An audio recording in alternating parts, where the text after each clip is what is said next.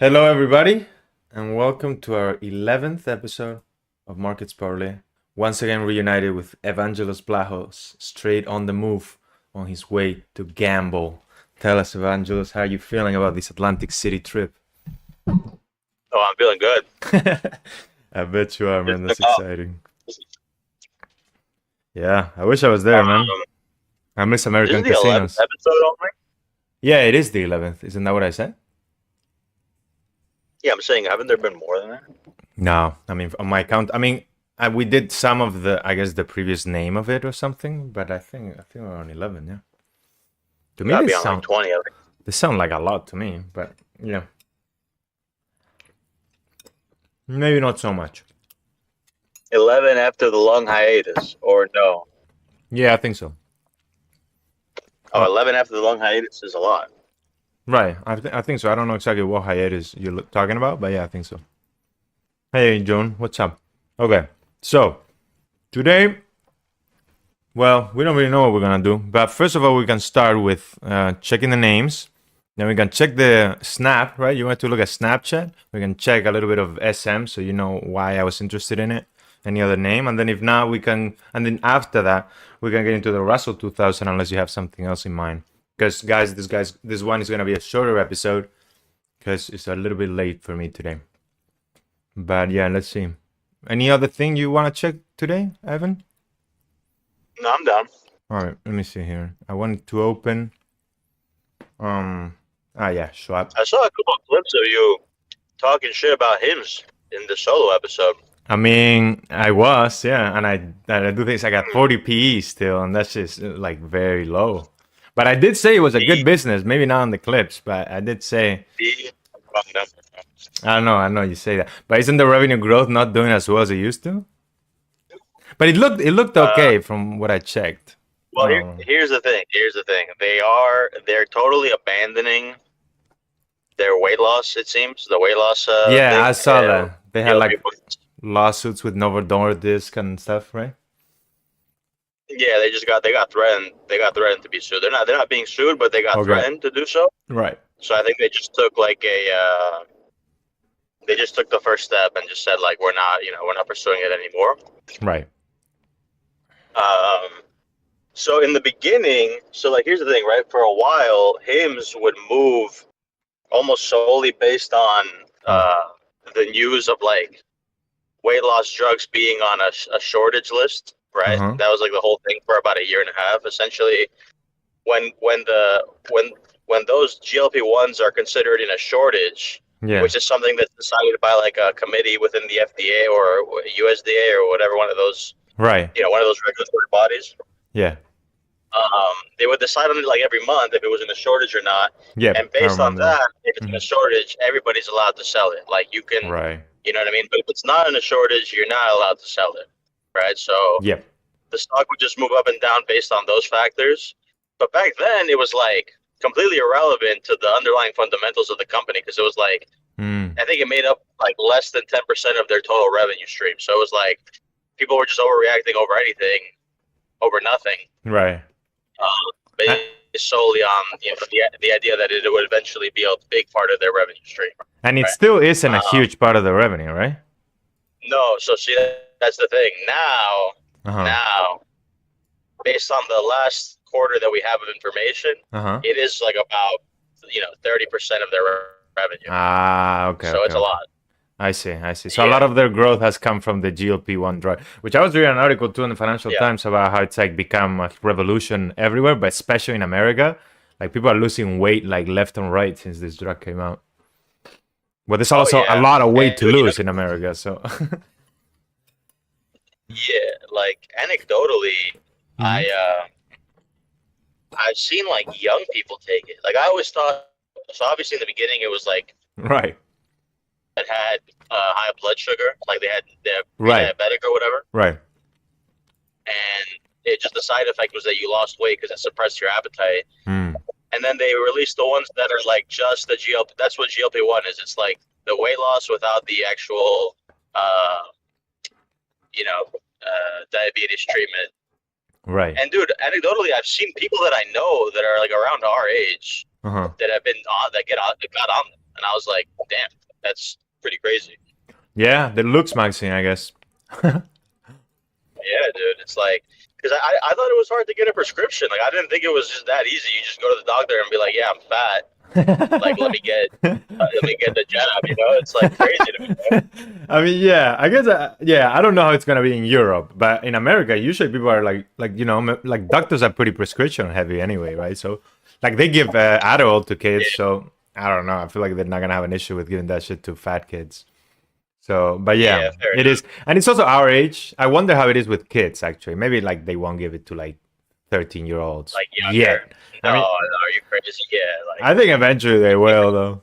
give Like, it to a child. but yeah, Bro, we'll that's see.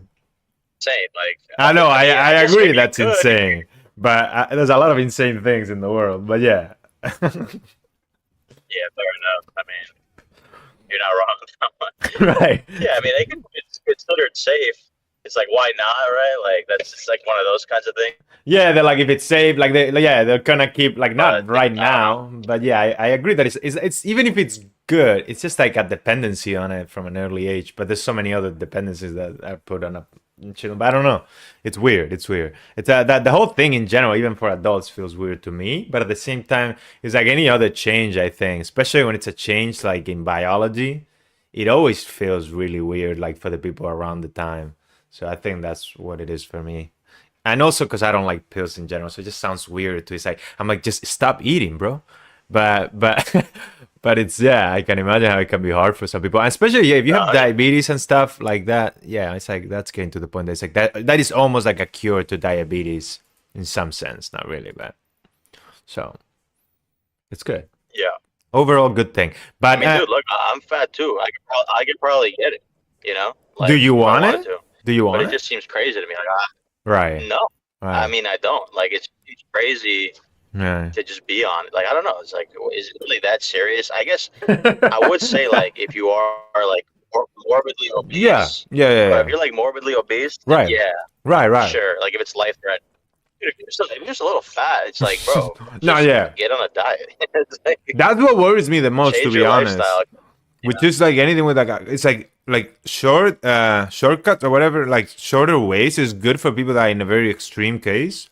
But it's like the moment they become available, like people abuse it with a shorter issue. Like the same thing with the Adderall. It's like I'm not saying Adderall is bad for everybody. It's like there's people that definitely have really high deficiency of attention or whatever the hell, and it's good that that drug exists. But the fact that it existed, then it makes it easier for people to be like, well, if my kid is just not paying enough attention a little bit, we're just gonna drug him up. So I think it's gonna be the same with this. It's like it's great that it's there because there are people with extreme cases that really need something to kick them into gear. But it's like people are just gonna use it whenever they're gonna be like, oh, I'm a little bit fat, and then it's like there's gonna be the social pressure too of like, if you're fat at that point, everybody gonna be like, bro, there's literally a solution right here. Why aren't you just taking that then?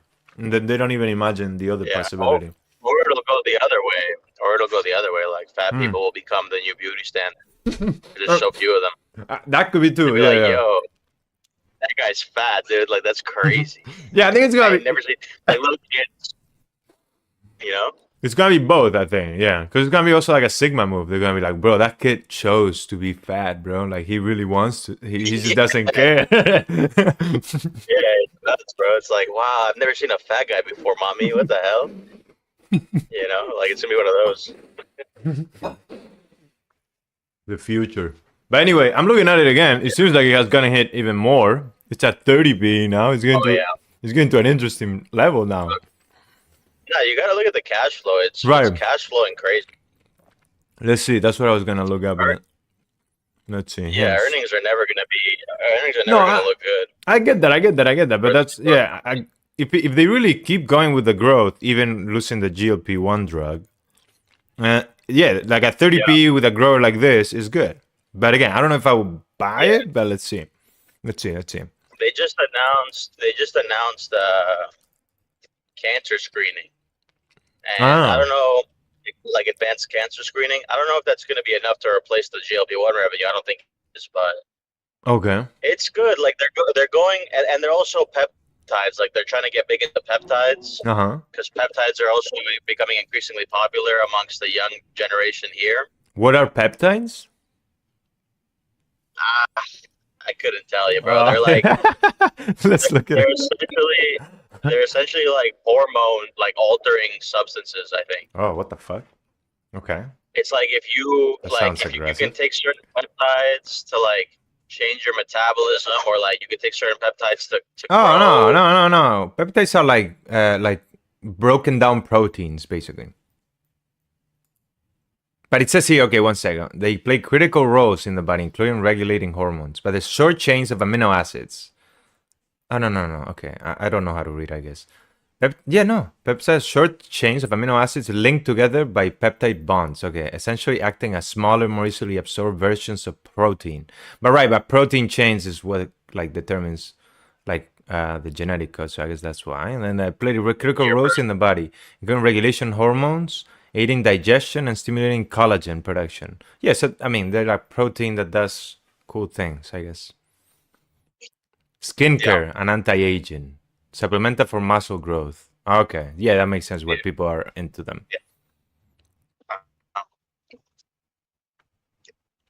So they're introducing peptides and advanced cancer screening. Yeah. And then if you're, you know, like, I don't think the GLP-1 story, I don't think it's over yet, but even if you were to like, so like if you were to do evaluation and then remove 30%, that entire part of their business, you know, you can figure out kind of if it's worthwhile right now. Yeah, I'm looking at the cash flows. I mean, on a yearly basis, they had negative cash flows, operating cash flows. Oh, okay, never mind. I always look at it the other way. They had that 2 years ago, but they've improved significantly. Yeah. Yeah. They have a ton of stock-based compensation, but even if we take that, still positive. Working capital. Why is working capital going on? This is also foreshadowing for when we look at Snap, because Snap is like is another one of these stories.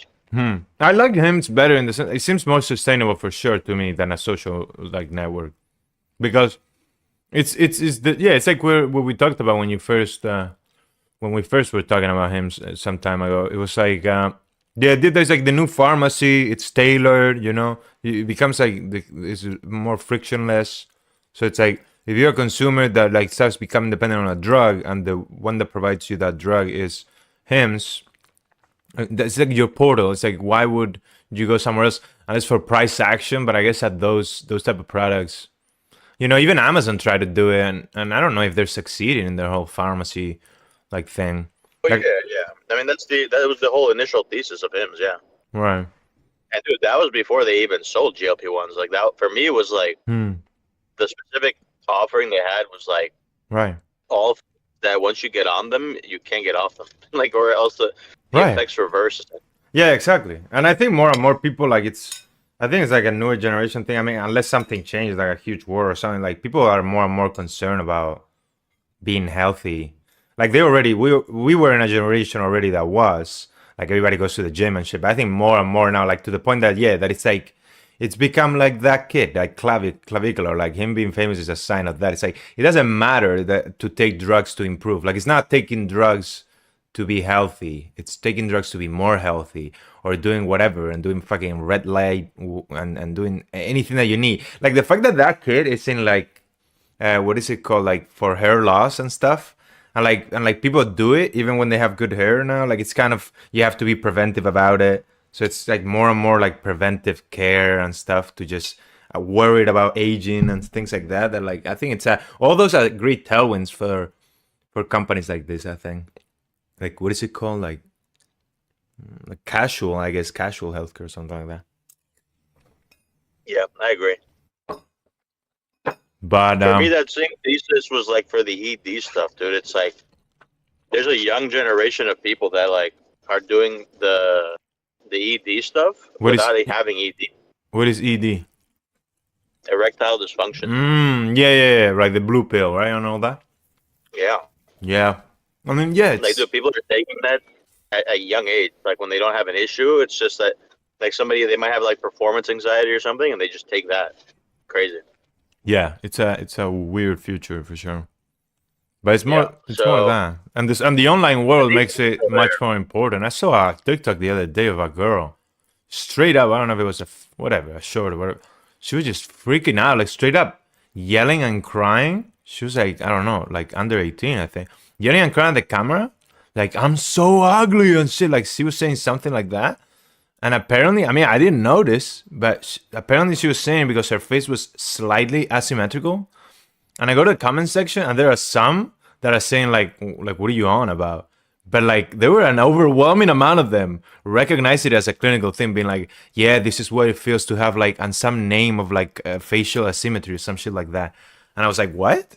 I was so confused. Like even if it was true that she had that asymmetry, that was an actual concern. Like, I don't know. It puzzles me, bro. It's crazy, bro. It's crazy.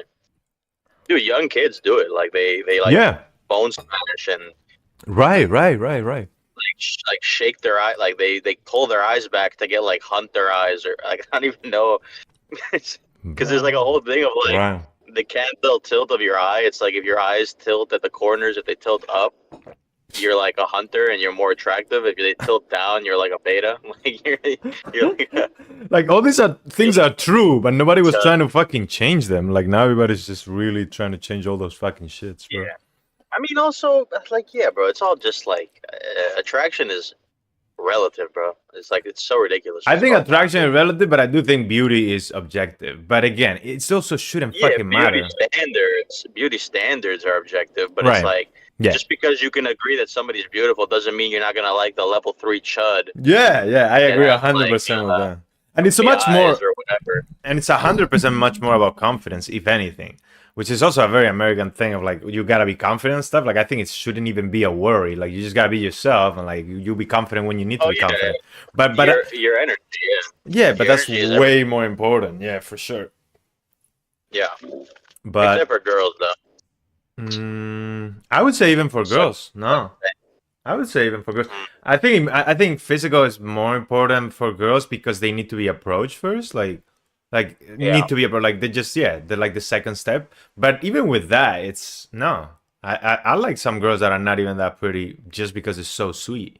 Like I love like a great attitude. Like it doesn't have to be the same type of characteristics as a guy would, like maybe it's not confidence or something like that. But it's definitely not all physical, I think, with girls. But yeah, it definitely is a huge plus to be pretty compared to a guy. Like I think a guy with money and muscle is equal. Yeah, exactly. It's like guy with money and muscle is like that. It's like a pretty girl. No. But then you can be a really confident guy and whatever, and then you don't have the money or the muscle. Forget about muscle even. You don't even need muscle. Yeah, no, I get it. But like, yeah, fair enough. You just need money. Yeah. So that's what I mean with like if a girl is pretty, it's like a hack like that. But at the same time, if she's not, it's still fine. Like it's just like, and it doesn't matter. Like you cannot. Well, now I guess that's the thing. Like people are like, I can actually change it, but for the most part, you can't. So it's like it's such a waste of time to spend your life and resources on trying to change the way you were born. But yeah. Let's see. HIMS. Yeah. So it looks good because of all that, all this like dire dystopian stuff. Actually, is great for revenues for these guys.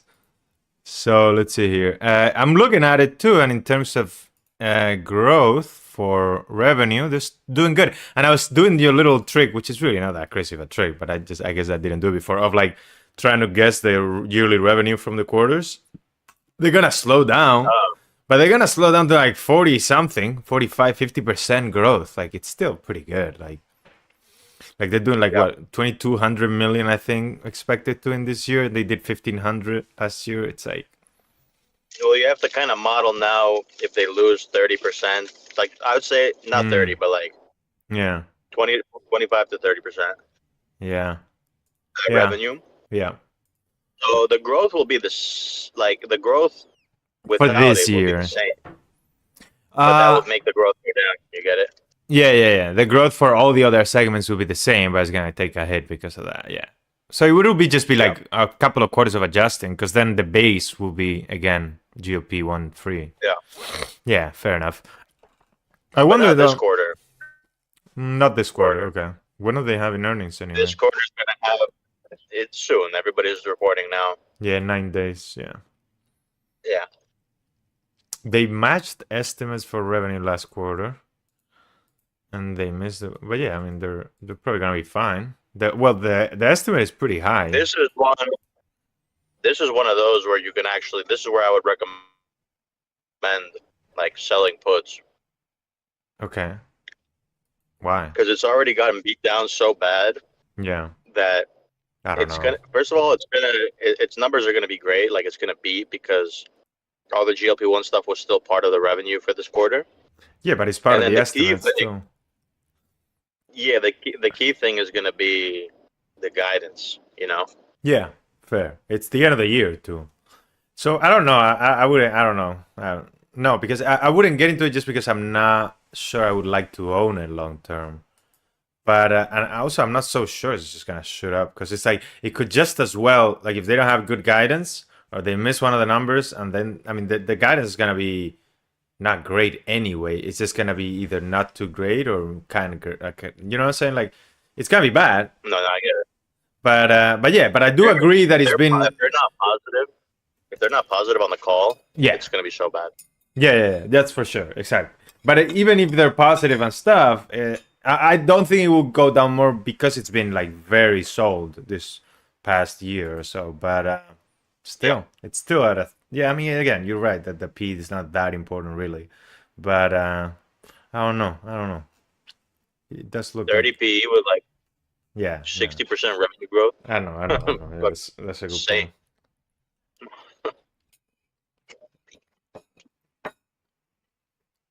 But they do have a lot of stock-back compensation, and they raised. Didn't they? Let me see. Oh, wait till you see Snapchat, buddy. You have no idea what you can see. Bro. These guys at Snapchat sell off like they give away like a fucking sixth of the company every year. Stock to their employees. And by the way, and let's do that. The reason why I was talking shit about HIMS wasn't really shit. It's because when I was checking the watch list or whatever, the paper portfolio. I was kidding too, by the way. I know. HIMS is like it's like down 50% since we looked at it. That's why it was like top of the downers. And then we have bad, bro. What is this? Upwork? Why do we have Upwork? Oh, for the right, yeah, I remember why. But yeah, Upwork is also down 34. This last like 2 weeks. Yeah. My portfolio this last 2 weeks, like, it's so bad with PayPal and fucking HIMS together. Like, they're just getting cooked, like spit roasted. Yeah, also Hood. Like Robinhood is also down. Well, now it's. I don't own Robinhood. Right, but I'm just looking through the list here. But yeah, Robinhood has been down. Oh, like it's at the bottom of the list. Yeah, it's down 35.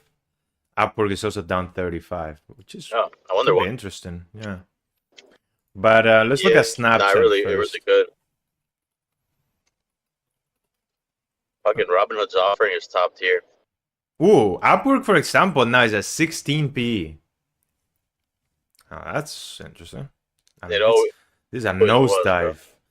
You know what? Is it you think the AI revolution or something? He's just driving the move.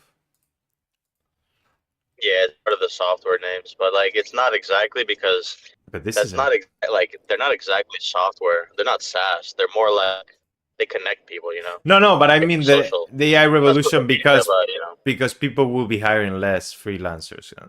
But bro, this is insane. This is a very recent sell-off. Perhaps they've gone down from 22 to 13. No, look at since the end of January. Yeah.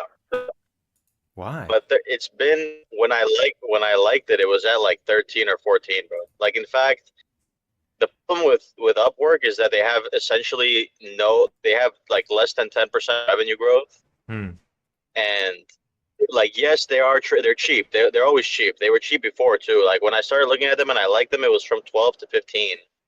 Like I thought it was a good company because it is truly like. It's like one of only 2 companies in that space. Like they've created their own niche. Right. The issue is that management is really terrible. What? And why? Like I don't know exactly, but you should. I go off the guy. There's a guy who like covers it pretty well on TikTok on Twitter. Okay. Yeah, I mean he just went over it. The sell-off was because they missed earnings by 67%. But again, I mean, they did meet revenue estimates. But yeah, I mean, there was 36 cents per share estimate, and they reported 12 cents.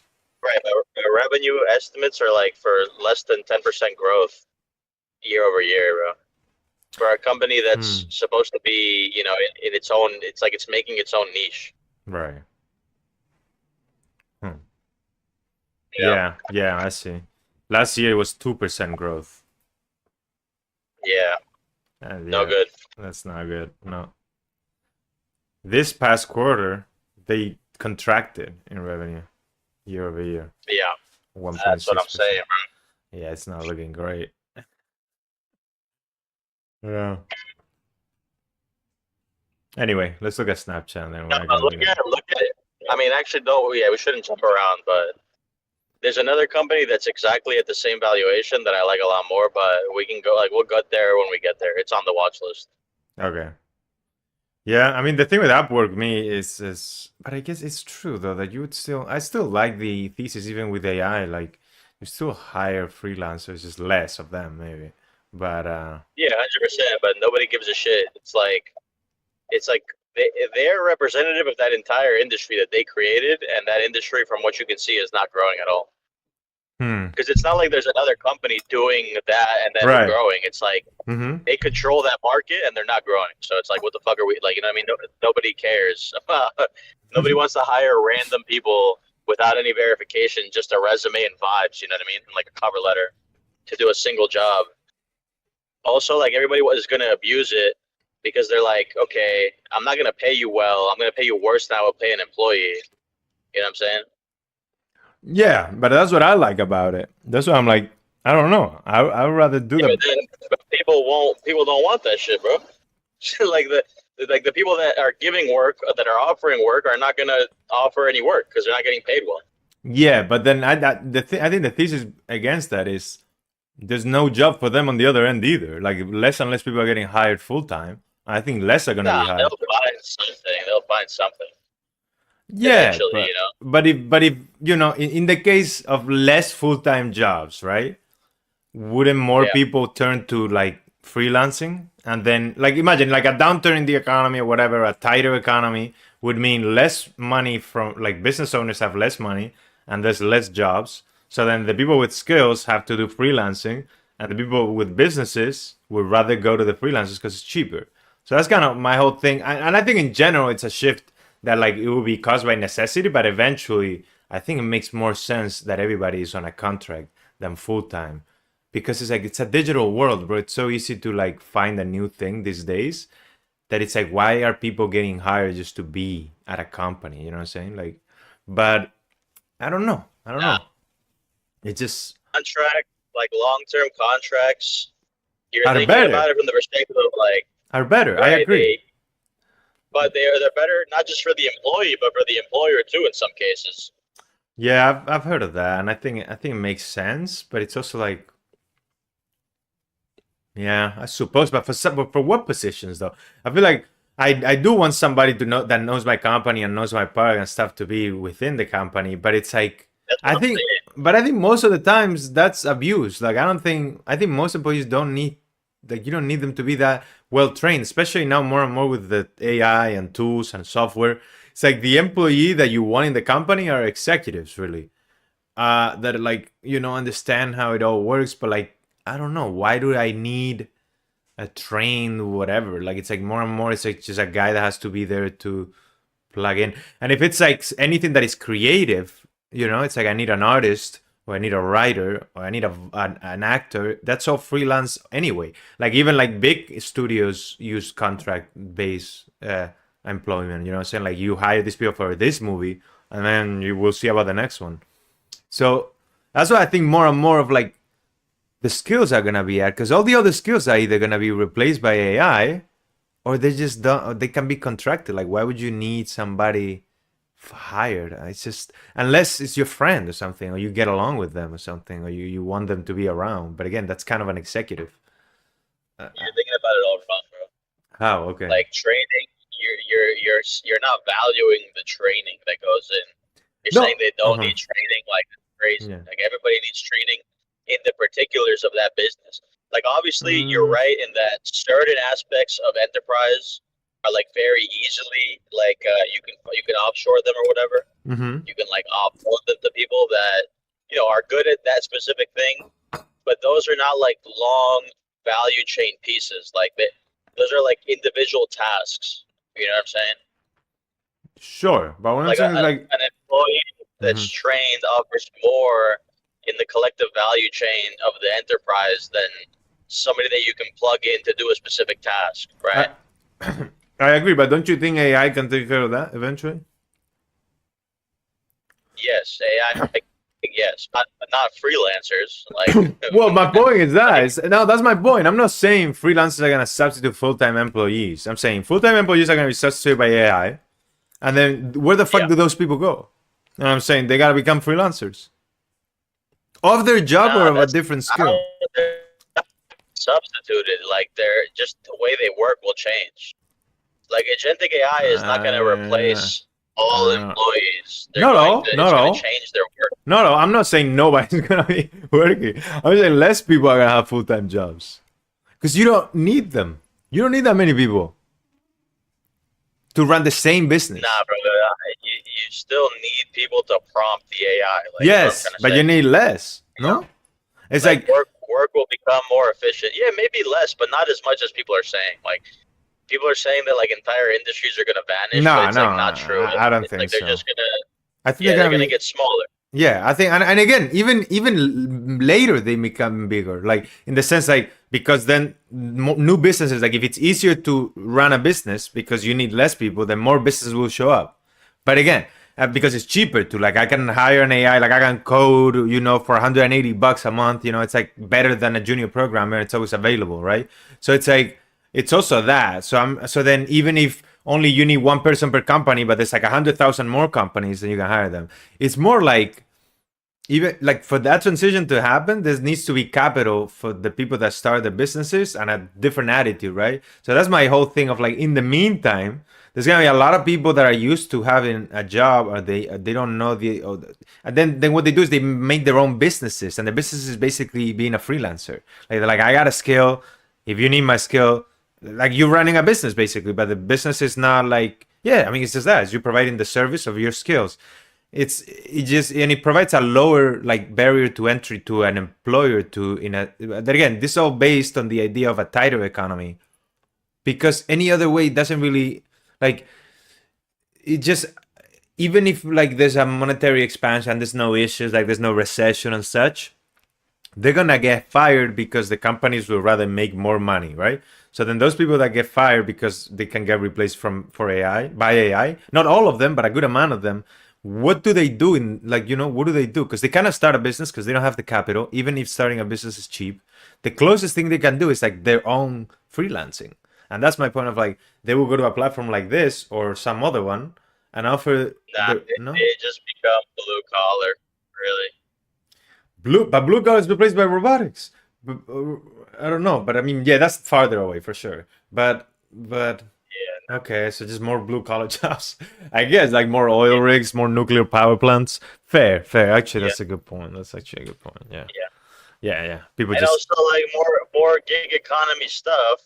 But not for the type of services that you can provide on Upwork. More like stuff like you drive your car for Uber Eats. Essentially, it's like more like that kind of stuff. You know what I mean? I mean, it's kind of crazy, but it is also not that different than now. You know what I mean? Like, I don't know.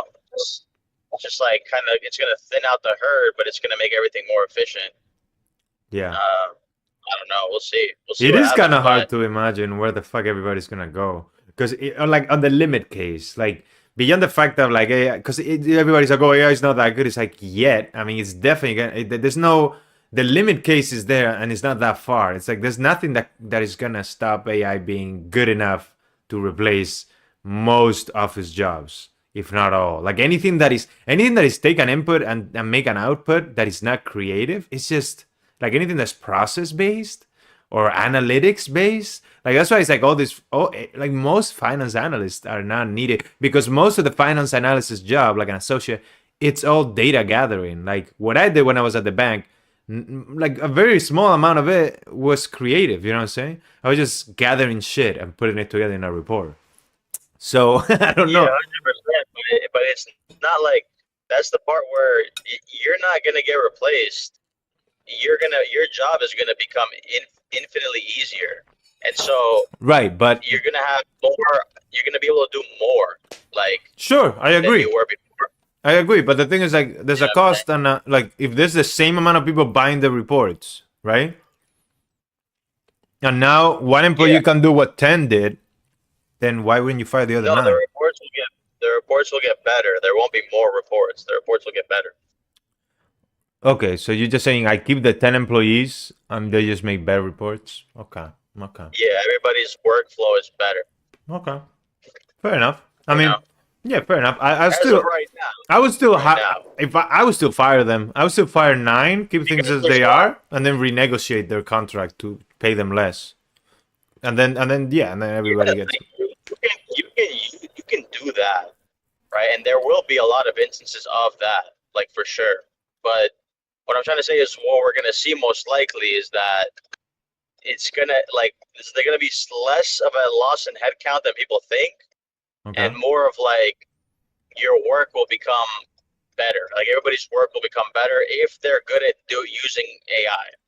Yes. If they're not, then they're gonna get cooked. Like they're obviously, it's gonna be like it's just like, bro, it's like outlets, like you know, like it's an industrial revolution. And revolutions are violent. Yeah. That's all it is. Like that's what I'm saying, kind of also too. Exactly. Like at the other end of it, I agree with you. Like everybody's gonna now use the machines, and nobody's gonna be plowing the fields with their hands anymore. But in the meantime, like everybody's gonna get fired. Everybody's gonna get fired in the beginning. Yes, exactly. Companies are gonna shrink, right? And then it's gonna be a situation where like this fucking guy can't prompt enough in a day.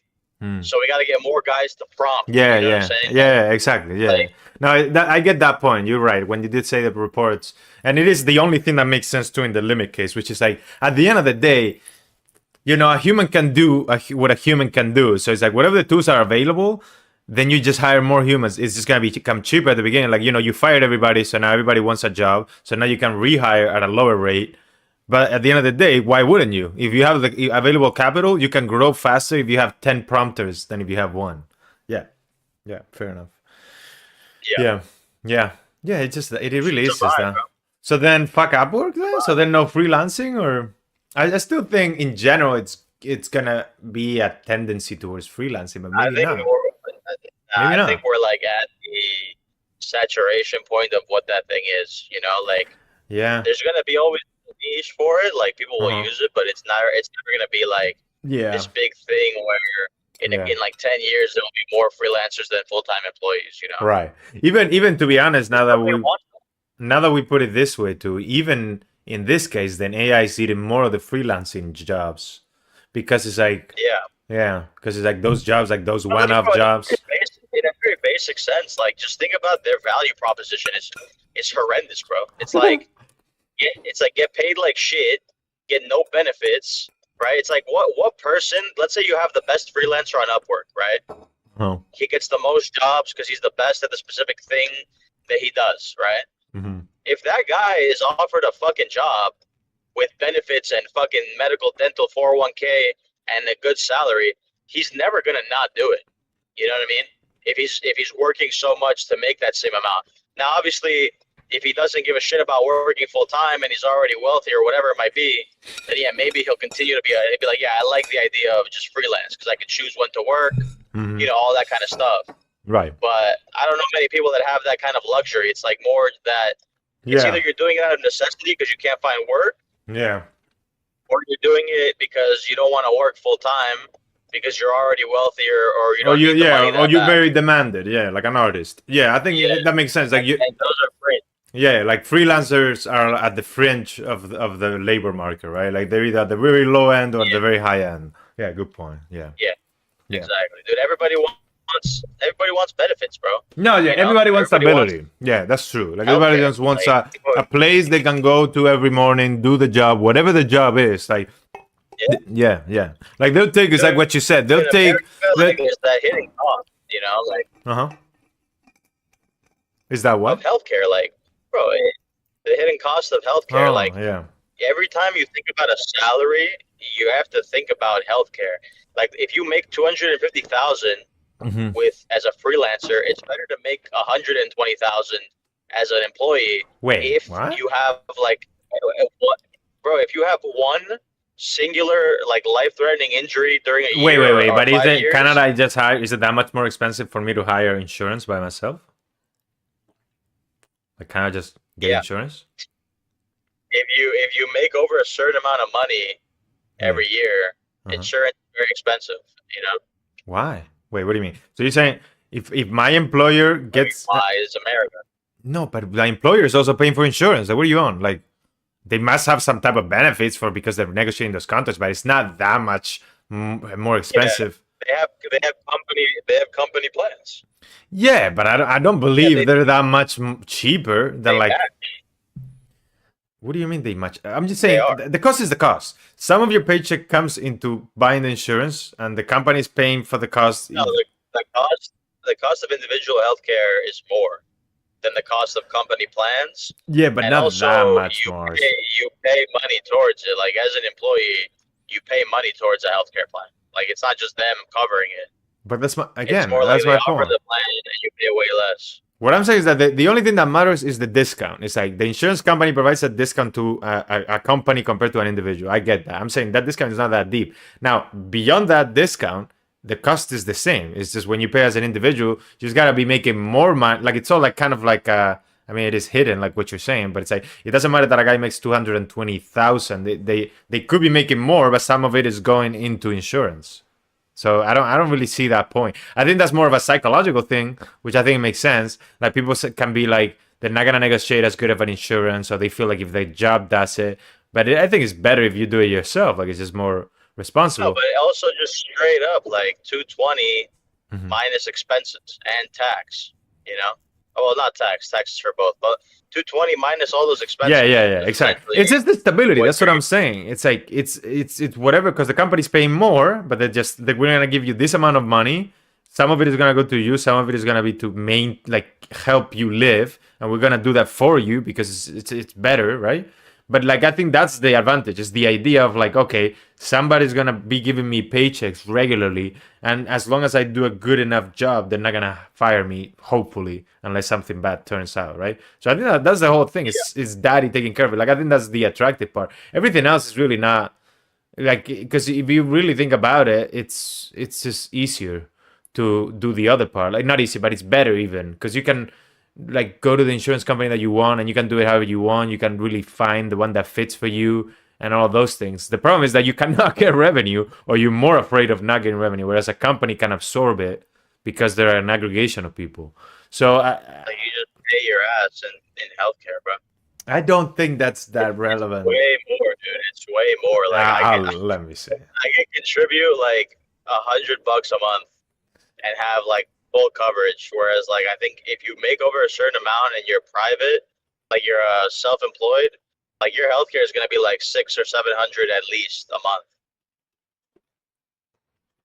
Let's see. Let's see. Is health insurance contracted by an individual more expensive than if that same health insurance plan were to be contracted by a company on behalf of the individual which individual which would be the company's employer.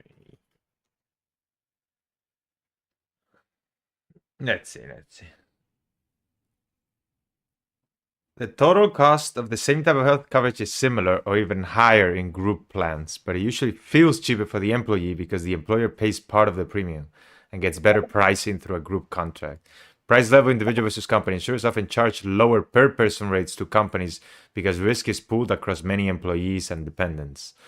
For individuals, right, employees commonly pay a significant. Okay, but I want to know numbers here. This is what I was saying. It is cheaper, but it's like how much cheaper? It says here at the beginning that not that much cheaper, but let's see. Uh,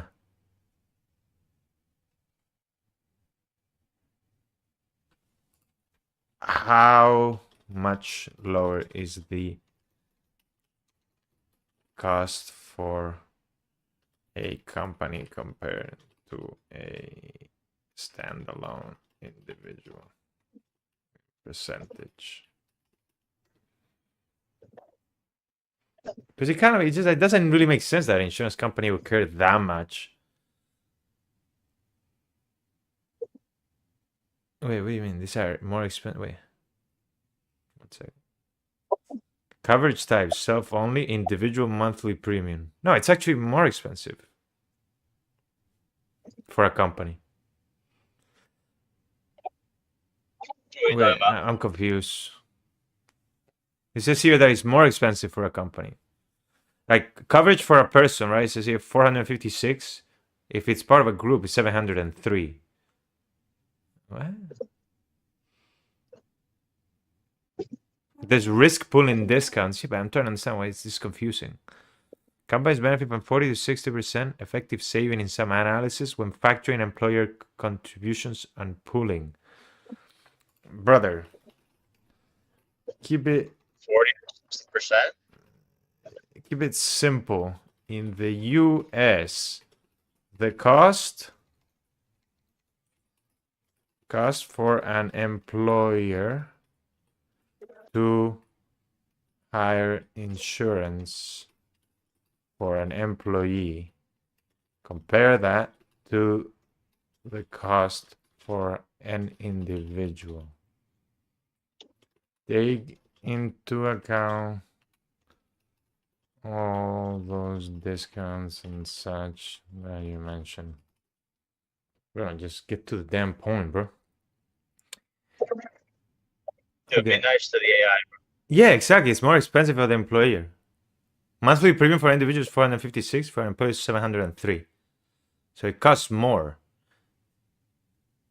Then why are they talking about a collective discount? Because then it's like the net cost per employee is still around 1,800 a year after discounts versus individual. Yeah. Employee subsidizes a great amount of that. So the employee pays 2,500 out of the 8,400. So it seems cheaper than well, it is cheaper for the person. But again, it's coming out of the paycheck or whatever. It's like the cost. Employers pay 54% more for the same employee's coverage due to richer group benefits and fixed admin costs spread thin for one person, despite discounts. Right. Small group amplifiers. So you get better coverage, though. Sorry, what? You're getting better coverage per employee. Let's see. Why is it more expensive for employers?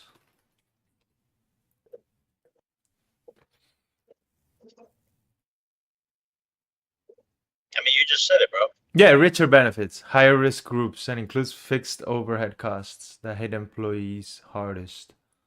Even with risk pool and discounts, the average gross premium remains 34. Okay, whatever. Okay, so we take that off. It's still kind of the same level. Your point was that it was much more expensive for an individual. It isn't.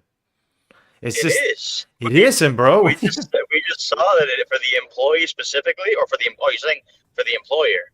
For the employee, bro, it's a psychological thing because it doesn't matter if the employer is paying it. That comes out of your paycheck. They could have given you that money, right? No. Well. They just kind of they want you to be on the plan, so they're like, well, we're not gonna give you all that our cost would be of the insurance. We're just gonna give you a little bit, and that's what it means matching. But on the other end of it, they're like, if you accept the insurance, you only have to pay 30% of it. If you don't accept it, then that 30% you can keep. So it's kind of like, oh, so I only make 2,500 more instead of the 5,000 instead of the 8,000 that the company would do, because they're using it as a leverage because they want more people in the group because it's cheaper for them to have more employees on the insurance because then they can get those discounts. You know? Right, but you are, yeah, like you're saying, but yeah, effectively in the real world, you're fucked because it's. But again, you already have the job, so it's kind of like. It's not that big a deal. It's more like it's true that now when you, but that's true even if the insurance works exactly the same, which is like you have to make more money because you got to pay for your expenses. So it's like looking at it like, oh, I make 2,200 as an employee is not the same because you actually cost more money. Like the company has to make more money out of you. Okay, listen. It's fine. That's cool. Okay. We should move on. What do you Yeah, think? fair enough. Yeah, because I'm about to. It's about to end. I mean, it was interesting though, but yeah. We should move on, bro. Yeah, yeah. Let's look at Snapchat before I have to end the show. Kind of. What? Kind of what? Kind of interesting. Oh, okay. You're just mad that you were wrong, bro, on both counts. I wasn't exactly wrong, but yeah, I was more wrong than I expected to be. But Yeah. it's kind of irrelevant. Right. Of course, it is irrelevant because you were wrong. We both lost in that. No, we both lost in that we just wasted mad time. Well, I learned something. I was risking it too. I wasn't too sure. I was right. Okay. What'd you learn, bro? I learned that I was right. No, I learned that it was cheaper. You know, that it's not that expensive to have health insurance as an individual. Anyway, revenue from Snapchat it went from 16% growth in 2024 to 10%, so that's a slowdown, but it's still 10%. And now let's see their quarterlies. 13. They've kind of accelerated in this last quarter, huh? There were 12. You gotta look at like mouse for social media is kind of like the important growth metric. Wait, they have a different platform? What do you mean mouse? No, mouse like monthly active users. Oh, monthly active, like mass, no? No, oh, I see, mouse, I see. My bad. I was thinking of an O. Okay. Mouse. Okay, let's see. You know what's crazy? So Facebook, obviously they used to, all social media companies use monthly active users. But I think like because of all the comparisons to like addiction, right? Like how like everybody talks about how social media is addicting and it's not good for kids. They stopped using the word users in their in their like earning stuff, and they call it people now, monthly active people. I'm dead. Yeah, it's so funny, bro. They just started doing it like 2 quarters ago. I read it recently, and it just sounds so fucking funny. Like, the monthly active people across all our platforms, like, it's like, bro. I guess because you cannot call them customers because they don't pay you. So you call them users. I agree. But I get what they're trying to do there. But and they probably couldn't find anything better. People, they're like, fuck it, they are people. Monthly active people. They are people. I mean, they're not wrong. You know, it'd be good participants, monthly active participants. Yes, actually, yeah, community members, but that's too long. Participants is right, yeah. Oh yeah, community members is fire. Family, too, yeah. Our family has grown. We have active family. Our family has grown. Yep. It's that's reported average monthly active users have been growing steadily in the mid-single digits year over year, reaching mid-900 million range by late 2025. Yeah, they grow 7%. Year over year, quarter 3, quarter 2, 7% again, quarter 4, 6, 7%. If we look at 2024, mid-year, they were at 850 million. Now they're at 940, so they grew 100 million in a year. Yeah, I mean, I'm surprised at all this. Like, who the hell uses Snapchat still? I don't get it. The youth, man, the youth. Get it? Give me demographics. But yeah, I know it's not grandpas. The youth, brother. They're all on Snapchat. As bit surprisingly, it's still overwhelmingly young, very global, and now pretty gender balanced. 13 to 17. 20% is 13 to 17. Yeah, just kids, bro. Sending fucking tit pics. 18 to 24, 37%, largest cohort. It's 18 to 24, right when they go into college. I mean, it really is the same as us. It's not that the times change, it's that we outgrew it. Yeah, fair point. Yep, exactly. Yeah, I wonder. Yeah, no, I was gonna say I wonder if it's the same with Facebook, but no, I think Facebook really is just, or not. I mean, maybe when we get old, we'll use Facebook. What the fuck? Yeah, we will. Well, that's funny. I don't know because it's like. They have like articles on there, you know. Like right. when we get older, it's gonna be more. Because dude, think about Instagram. Like Instagram itself is so vapid. It's like pictures only. Yeah. Right? Right. Facebook is everything. It's like pictures. It's posts. It's groups. It's stories. It's you can talk on there. You know what I mean? Events, for the cookouts and stuff. Like, Yeah, it's yeah, I get it. I get it. marketplace. Nah. Like, Yeah, fair point. yeah, Yeah, I'm that's telling so. you, bro. That makes We're gonna sense migrate up actually. one more. Right. So the social media, yeah, it's not. Yep. It's more about the Or cohort, really. Twitter, or Twitter, or Twitter maybe, No, but yeah, but Twitter is kind of like or it's X. you like Twitter's for singles, like not singles in that sense, but more like it's more intellectual. It's more like Facebook is like what you're saying. It's just it's just for me, for housewives, for family man, for whatever. Like the guy that just goes, it's just it is true that it's for older people. Yep. Yeah, it's not exactly You do like everything. You Twitter. That's post kind of what I pictures. mean. Like it's like Twitter Yeah. doesn't sound to me Yeah. like an older guy thing. Unless you're like an old author, like a Stephen King or some shit. But yeah, Yeah. it's Yeah. funny. I Yeah. never thought about it No, like we'll that. migrate up eventually Yeah, to or to Facebook, bro. something. Yeah, or to a competitor of Facebook. But definitely, yeah, just to a social media that is like Facebook. Because it's what we would Yep. do as older people in social media. Right. Yeah. I never thought about it like Yeah. that. Yeah. So then When you're Snapchat. when you're in your 50s, you're not gonna post stories. You're not Right. gonna like post like a thirst trap on your feed. You know what I mean? Yeah. That's actually a really good thesis too for the idea that then the thing to identify is what the cohort that a social media is providing for and what mechanics those are. Like I say, for a kid of 13, 17, it's much more relevant. Yeah, they're not as concerned, I suppose, with like a public image as a young adult would be, which would be the more public Instagram. You're more concerned with like your group of friends and it being like away from the adults. So Yeah. something like evanescent like that. Well, Snapchat is way different. Like, I hope you know, Oh, okay. I like, don't it's know. not how it was. Okay, let me It's let me look at it. very different. Like, It's not just like yeah, sending like they like post. pictures that No, just no, not at disappear. all, not at all. Oh, okay. No, no, not at all, not at Oh, all.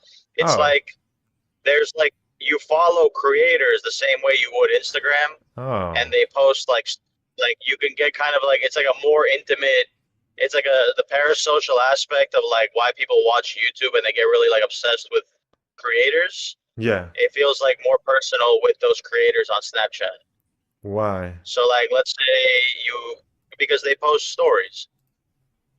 Yeah, but what's that different from I don't know Instagram? if you, I don't know if you remember this. I don't know if you remember this, but Instagram stole stories from Snapchat. Stories were a Snapchat thing Oh, in really? the beginning. I didn't know Yeah, that. yeah, and Instagram just stole that shit within like Oh, 2 months. I do kind of remember that. Kind of. Yeah, yeah. Yeah. Yeah. Stories were invented by Snapchat, like because it's the same kind of idea of like it disappears after 24 hours.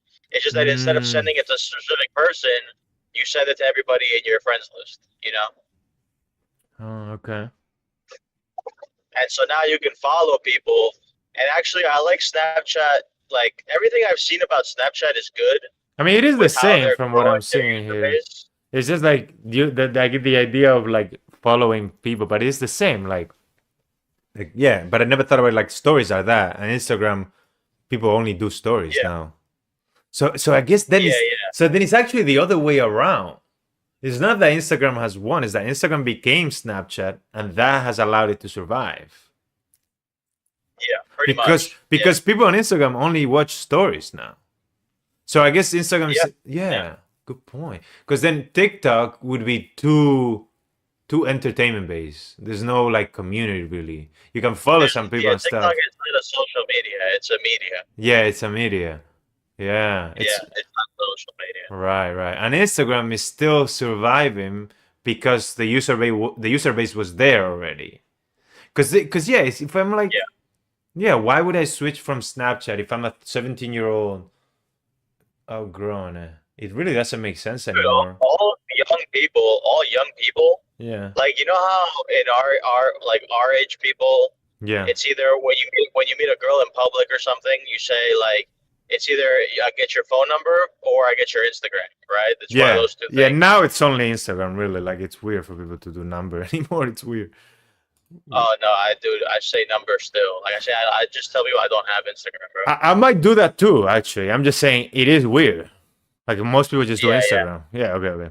But the younger gen does like, what's your snap? They say, what's your snap? No way. I mean, yeah, it makes sense now after all this that we're On looking my at. life, I swear to God, I on my know, I life, they know. say, "What's your snap?" Bro? Yeah, wow.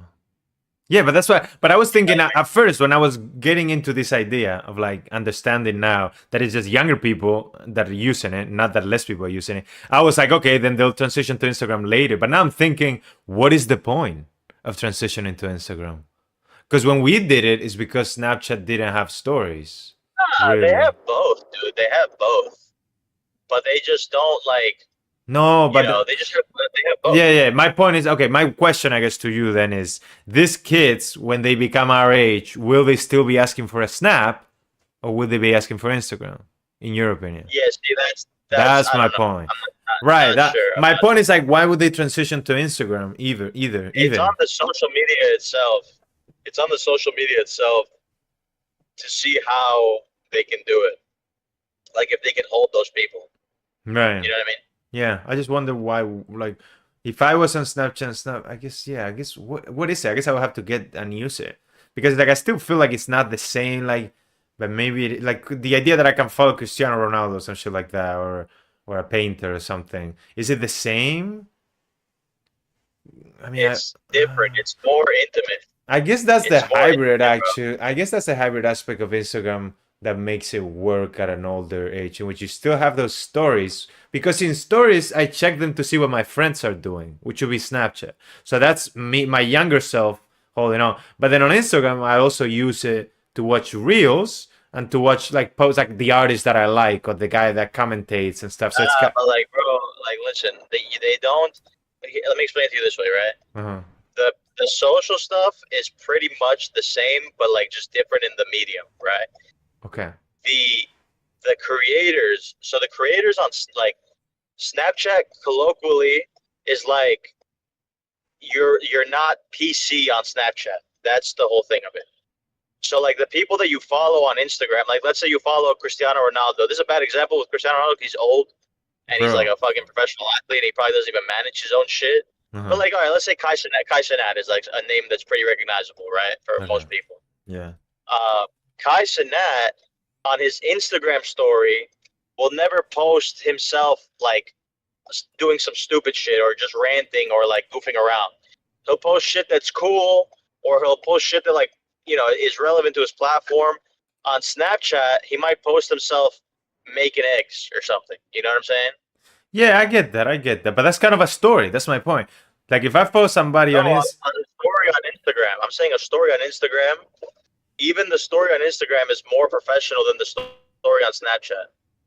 Okay, The sure. story on Snapchat Look, is like a spam. It's say like a that spam account thing. say that that's the case, which I still think there are creators that do the more. I mean, whatever. My point is that within Instagram, the story is more There casual. are.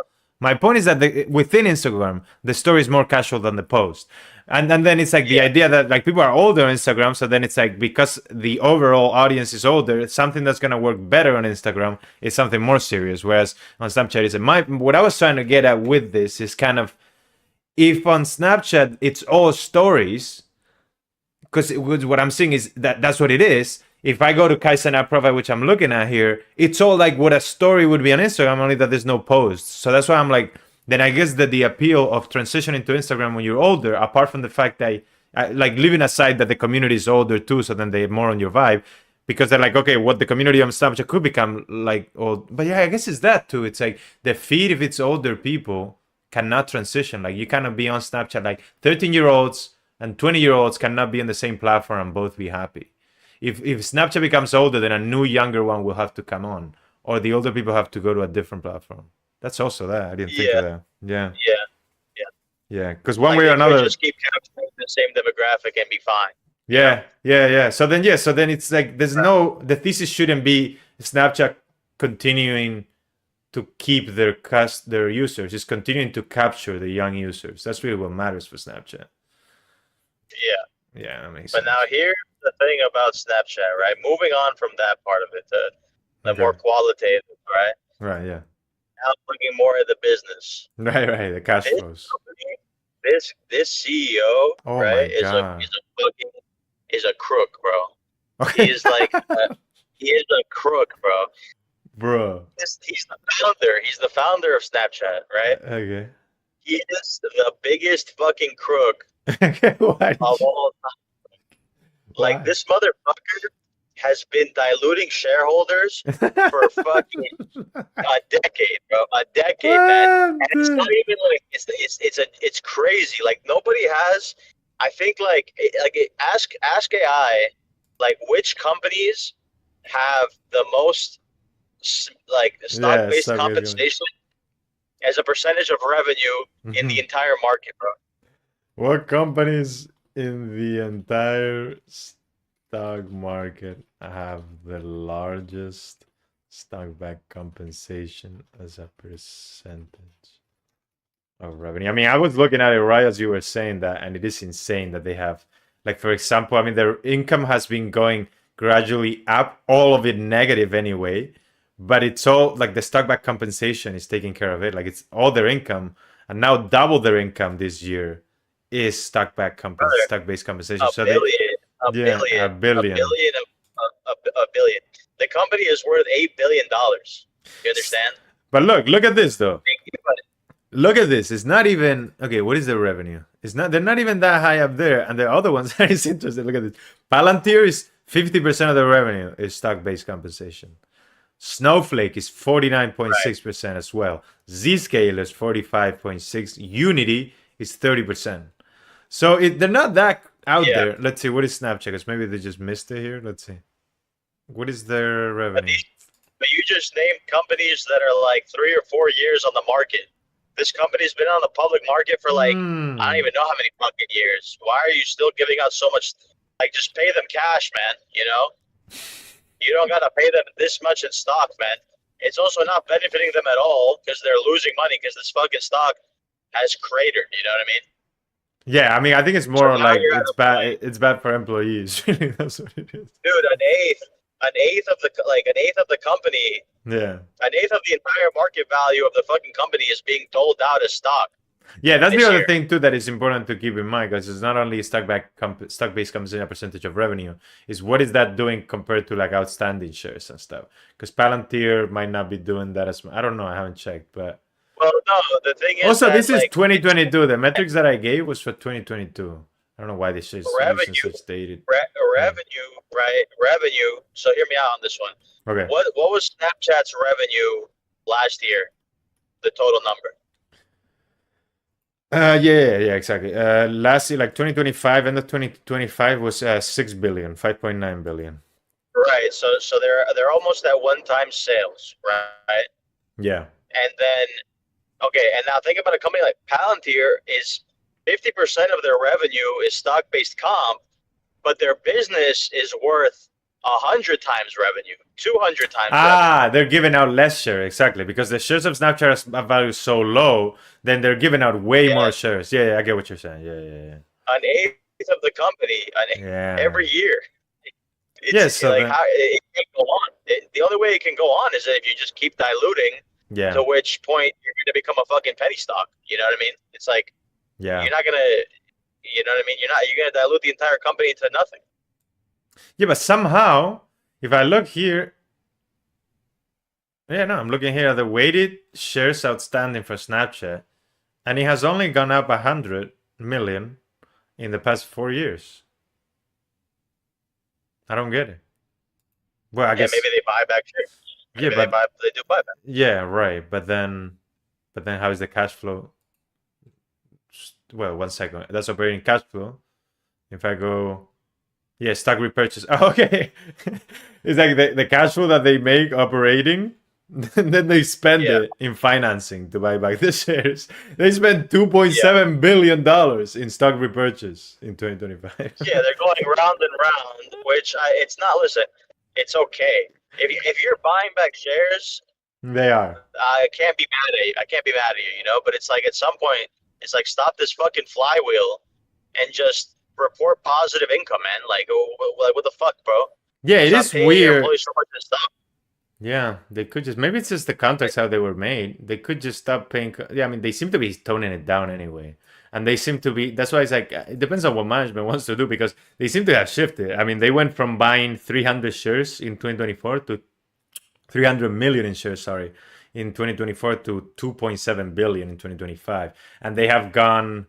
Well, no, stock-back compensation is still at a billion, but it was at 1,300 and 1,300 Bro, before. it's a joke. It's a joke, bro.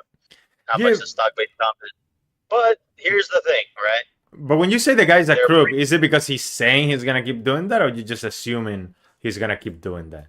Because he might not. He might be phasing it out in his own his own pace. I just assume, bro, the rate is not coming down at a rate that it should, bro.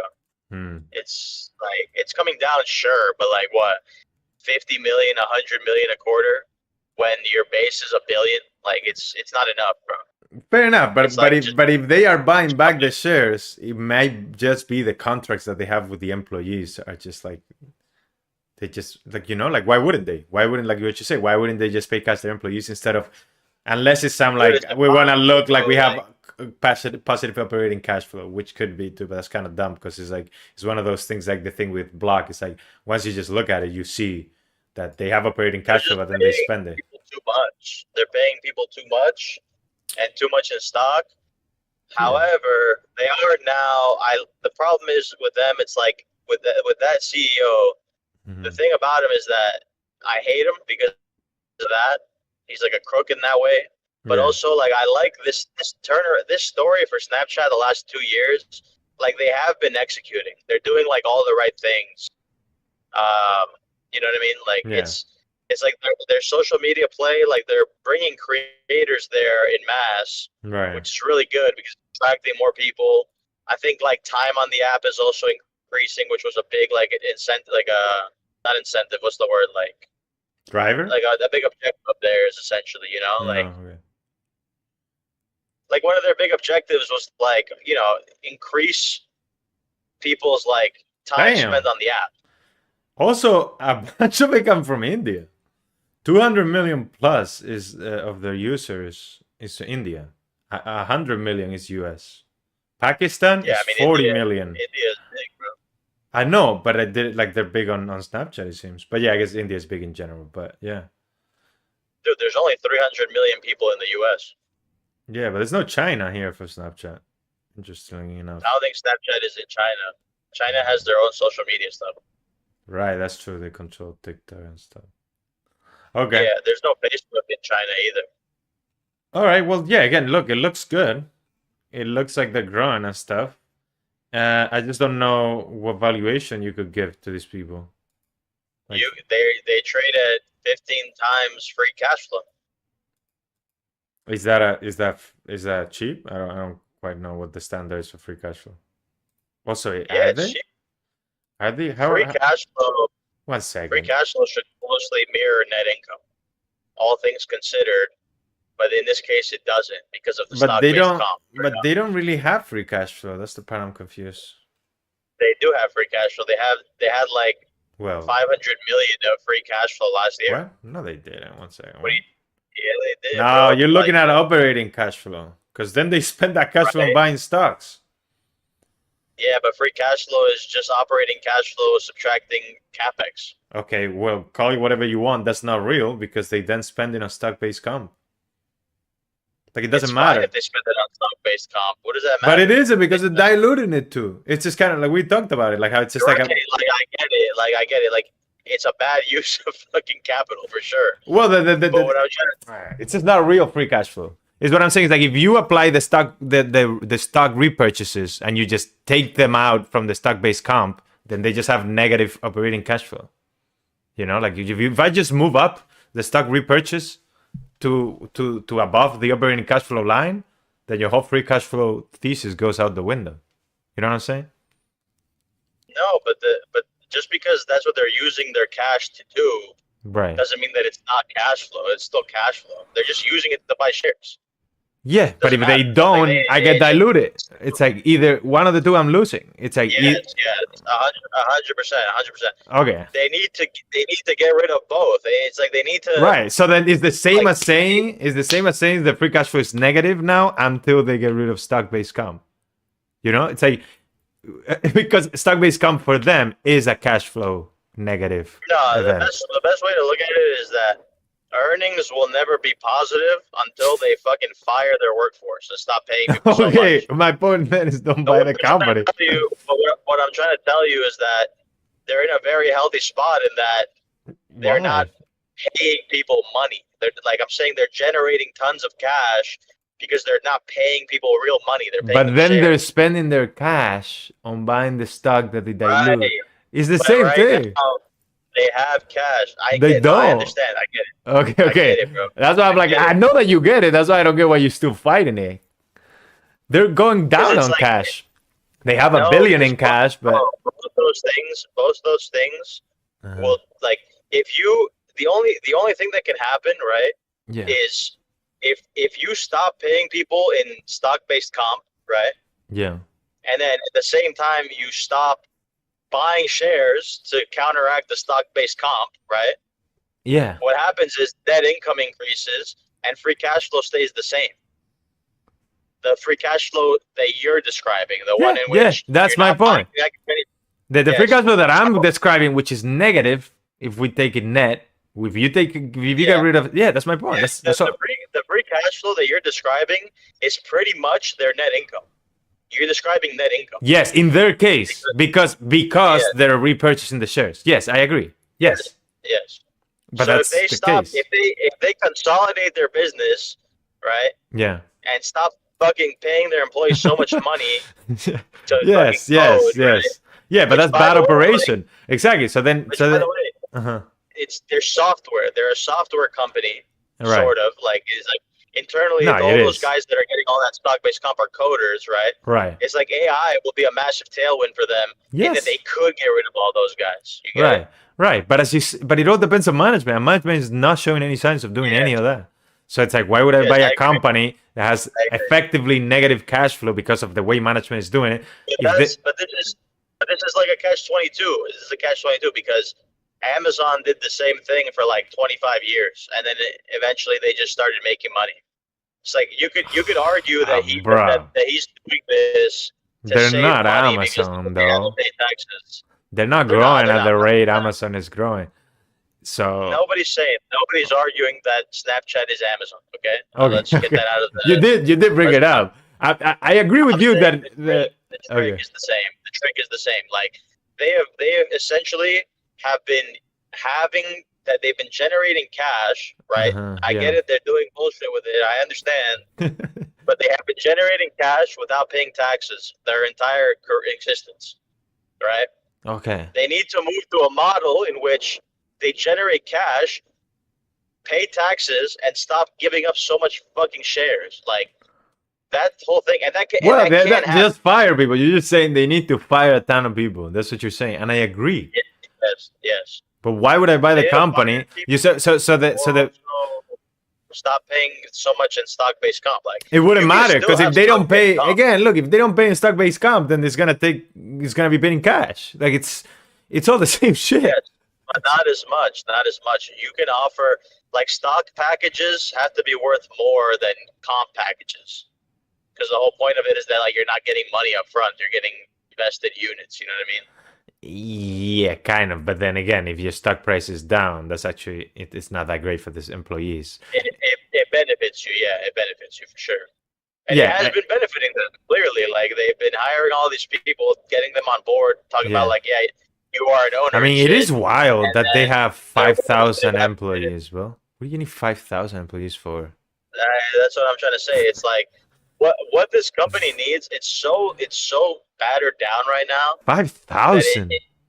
It needs like a savior. Like it needs to like what Elon Musk has done for X. Yeah, for Twitter. Is Yeah, like what some random company needs to have, like some guy needs to come in. I was just thinking. I mean, but that's my point. Again, why would I buy this company when at the current valuation, if we actually take the real cash flow, whatever you want to call it, it's not great. And then when they fire the employees, which will take the stock down, I'll buy it. Maybe it's just, you know what I'm saying? Why buy it now? But that's the thing. Like you buy it now because when that story starts, like before that even happens, you see the story of it happening, and that's what's going to move the stock. You know what I'm saying?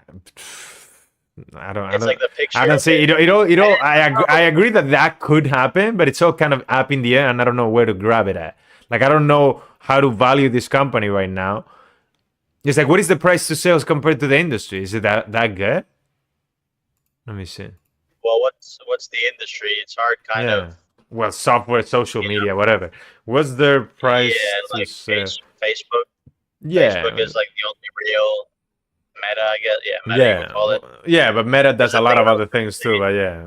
I guess you could say I guess you could compare it sort of to Reddit. You could say Reddit is there too now because they're public. Yeah, I'm just saying, what is their PS currently? How does it compare to competitors? I guess I shouldn't have used competitors, but whatever. Their PS is 1. Okay, but yeah, I don't know what the usual is. No, it's 2.5. So I can tell you right now. I can tell you right now that Meta's is not 1. You're saying it's what 2.5? Oh no! It's using the wrong metric. It is 1. Yeah, it's using $8 price, but it's 4. It's 5. Whatever. Yeah, it's about 1. Yeah, 1 something. Meta is 8.5, 10. Pinterest is 2, 3. So they are lower than their competitors. Yes. TikTok is 3, 5. Everybody hates the CEO, dude. Everybody hates the CEO. They hate him. Like okay, I've never seen a good thing said about him online ever. Like everybody knows he's a crook. And yeah, but again, exactly. Like, it's a bet. Then it's a bet. It might be a bet with good odds, but it's a bet that the CEO is gonna get booted.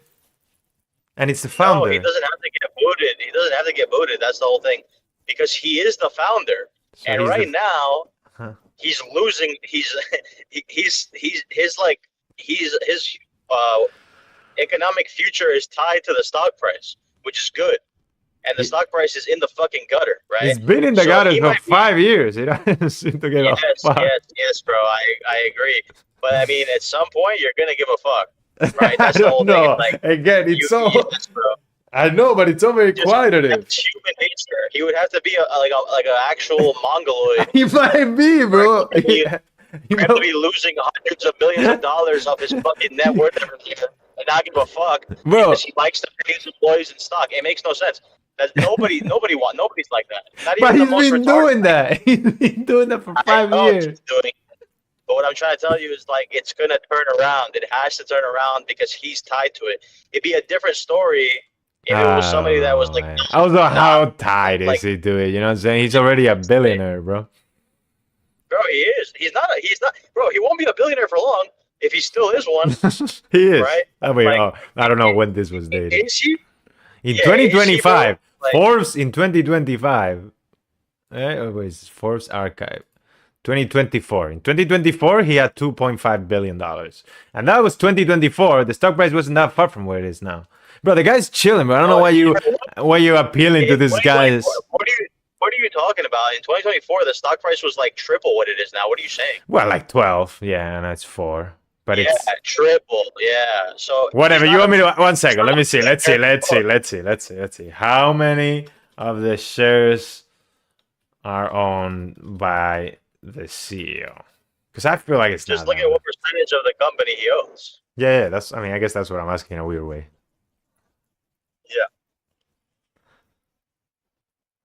29 million shares at the current price. What is that? Like that's like 120 million. Okay. Yeah, that's not great, but that's my point then. Yeah. But then 1 second, that's my point. 2024 probably has the same. Like he doesn't have $2.5 billion from Snapchat shares, bro. This is a weird thing. He's been selling them. He's been selling his shares. He sells his shares. Okay, so then the guy's not gonna change, or not by that reason, not because the price is down. Perhaps. Perhaps. Okay. Yes. But again, that is the other side of the coin. But what I'm trying to tell you is like that's exactly right. This is a coin toss, bro. You're taking a bet. You're taking a bet on this, right? Yeah.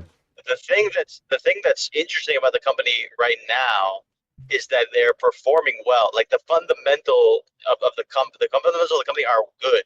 Like they're in a good spot. They're growing active users. They're growing revenue.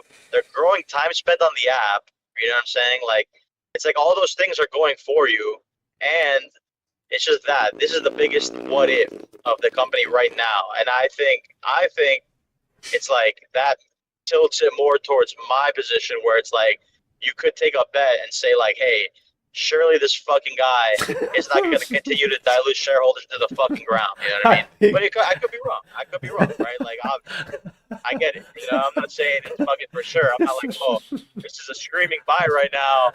You know, because he's obviously going to do what I'm saying. Like, he might not do what I'm saying. Right. I think I get a little bit more of what you're saying, which is like it's a company that is growing well. It's heavily down. Let's not call it discounted. And there's a possible catalyst that would take it significantly up, right? And if that catalyst doesn't happen, I'm still buying a growing company at one-time sales. Is that your thesis? Yeah. Okay, got it. Yes. Yeah, okay, that's fair. But if I were to be interested in buying a company like that, but it's like it's not a screaming buy for me. If that's that's what I'm trying to get. Okay. Sure. Yeah, it is. What I'm saying is that it's getting very interesting. I guess my point would be like, yes, okay, it's getting interesting, but because the catalyst is so like qualitative, and I don't think he has that much of an incentive to do it, I'm like, this could really keep going down. That's why I was saying, what is really the valuation, or like it's one-time sales and such, because it could keep going down. If he likes getting paid, bro, we already saw he already offloaded the shares. He doesn't have to care. Right. But he wants to keep offloading the shares, bro. Like you know what I mean? Like his comp is going down with the stock price. I think a more likely catalyst would be he fires employees, bro. I don't know if he has the heart, but he should. Yes, I agree. No, I agree. Like, that's more likely. You reduce headcount by a lot. You refuse like you bring down the headcount by like a lot. Yeah. And suddenly the thing is cheap because you're just like you're generating so much money. Like it's like also the other stuff too, like it's not just, by the way, like you look at their fucking expense sheet, it's not just stock-based comp. Everything else is also too much. Like they're spending what's their R&D? Look at their fucking R&D. Yeah, 1,700. Company. 1 billion, 1.7. You run a social media company, like you're spending $1 billion a year on fucking R&D. What are you researching exactly? The cure to cancer? Like, what are you doing in there? Yeah, what is your R&D trends? doing? I don't know. It's wild. It's like, bro, like, are you trolling me? Like all those numbers can go down by like 80%. It's this is why like usually in Wall Street you don't like the founder. Like sometimes it works, but this is the classic story of why a founder is not a great executive once the company is public, because he's still doing things like he's a startup. Like he's giving a lot of stock-based compensation. He's spending a ton of money on growing when he should just be focused on maturing or doing different growth strategies that isn't based on like the next cool feature. Like that, it's just all of this, but all of those things, they need to fucking get the CEO out of there, and until they do that, it's not interesting. And you're saying buy it before that happens? Sure, I don't know. I'll wait on that. Happen because I think the margin of safety right now is good enough. It's good enough. You know, like it's good enough on a relative basis. Like, on a relative basis, yes, not on any like. Because again, we see like what's happening behind the scenes, you know. But that's why, because it's a relative basis, I'm like, poof, it just could keep falling. But I mean, you look like their last earnings, right? They reported they didn't miss. They matched both revenue and earnings, and the stock went down 13% on that day. And that's on them doing all right. So it's like watching one day miss, and they missed earnings like the quarter before that, and that's when the stock went up. I just don't know how to grab these guys. They just miss when they shouldn't. When they don't miss, the stock price goes down anyway. This is potentially good shit. I just don't know. Okay, I agree. It is potentially. It's like what you said. Like you never know what he's gonna do. You know what I mean? You don't know. Yeah, it's just it's a fun little bet, but I wouldn't put too much on it. Just because again, I don't know. I'm happy to take a flyer on it. What? I'm happy to take a flyer on it because it's like that. Fair. It's just all those expenses are genuinely like they're fairy dust, bro. Like you can cut those expenses down, all of them, by like 80%, and you'll suddenly become a company that's trading at like fucking 2 times earnings, bro. You know what I mean? Like that's how fucking much fluff there is in their fucking income statement. Yeah. All right. It's all crazy, bro. $1 billion in R&D. $1 billion? No, I agree. I mean, he just needs to fire everybody. Biotech. The thing is like, Yeah, but precise, he doesn't seem like he's gonna do that, and I can see how he doesn't do that. Like yeah, I see him more on the side of taking the ship down, and be like, you guys were here from the beginning. We are making something important, like all that bullshit, bro. Like I don't see him being a strong executive. Could be. Don't get me wrong, could be. All right. Could be. I gotta call it. It's 15 plus 11. I should have cut it before, but anyway, this was interesting, and I think this is a good point to end the episode. As much as it's a shame that it's such a short one, when it was getting interesting, but it made it a very dense one. So that's good. We're gonna get good Snapchat clips, I think. Yeah. I think it was a good conversation. Funny Snapchat clips. Yeah. So tomorrow. I don't know how I'm gonna be feeling when I get back. Okay. But I guess we could do one tomorrow if you want. Well, no, the reason why I was saying that it was great when you suggested is because I don't know if I'll be able tomorrow. I might actually, but it will be maybe another short one because I'm meeting up with a friend during the day, and then I don't know what time I'll be back because I'm meeting up in Granada, so until I get back to the beach and stuff. But I will hit you up when I'm back, and if it makes sense, we can do another one. No, I mean it's fine, bro. Like, yeah. I mean, I enjoy doing it, and it's the only time of the week that I look at stocks, really, apart from like some news. So I do like it's good. I like doing it. Yeah. So that for me too, dude, is like I haven't been looking at stuff, and it's kind of bad. Yeah. I mean, bro, the fact that like doing I mean, now you cannot see my screen, so I'll show you next time or maybe tomorrow. But like the screener thing that I did for the Russell 2000, bro, I was going through it because I put them on order of PE, bro, and I just thought it was all gonna be trash, bro. That SM1 looks really like interesting at 3 PE and stuff. It's like, you know what I'm saying? It's interesting in the sense because it's cheap, but it's cheap with a company that is strong and stuff. So what I'm saying is like there are stuff there that we don't know about beyond like, you know, these Snapchats and Palantirs and stuff that are very interesting. Oh yeah, 100%. So it's good. I like sitting down and looking at this. Now, bro. It's a small cap now. yeah, but it's not a 3P. It's gotta go S&P to Russell. That's how it's moving. That's right. You know what I mean? Yes. But yeah, no, I get it. SM is the oil company you were talking about, right? Yes. I hope we can look at it next time because I think once you hear it out, I think you find it interesting. It's not gonna be exciting, but it is definitely interesting because I've started like something good. I saw that they have reserves inside they have like inside the Permian Basin. Yeah, and other basins too. That's the interesting thing too, because it's like, and you know one thing that I found out doing that research that was very interesting. The reason why the WTI oil is cheaper, I thought was because the Permian Basin was like running out or something, or like it was lower quality or something. It isn't, bro. First of all, like according to estimates and stuff, only 30% of the Permian Basin has been used. But the reason why it's cheaper is because there's an overproduction, because there's too much regulation around environment and just harder to get a pipeline built in the U.S. There's too many oil drillers in the Permian Basin, so then the price of the oil has to go down because they have too much inventory. So they extract more oil than they can put into the pipelines. Even if there's demand and there is supply for it in abundance, they cannot get it through more because there's not enough pipelines. So then the price of the oil goes down because the inventory is kind of, it gets bad. It goes stale if they don't sell it cheaper. Yeah. Mind blowing. What do they call it? Sweet? It's like sweet or something? Sweet oil? I have no idea. I have no idea. Compared. The Arab one is thicker and stuff. But that's what I thought was the main reason. But that's not the main reason why it's cheaper. The main reason why it's cheaper is because there's too much of it.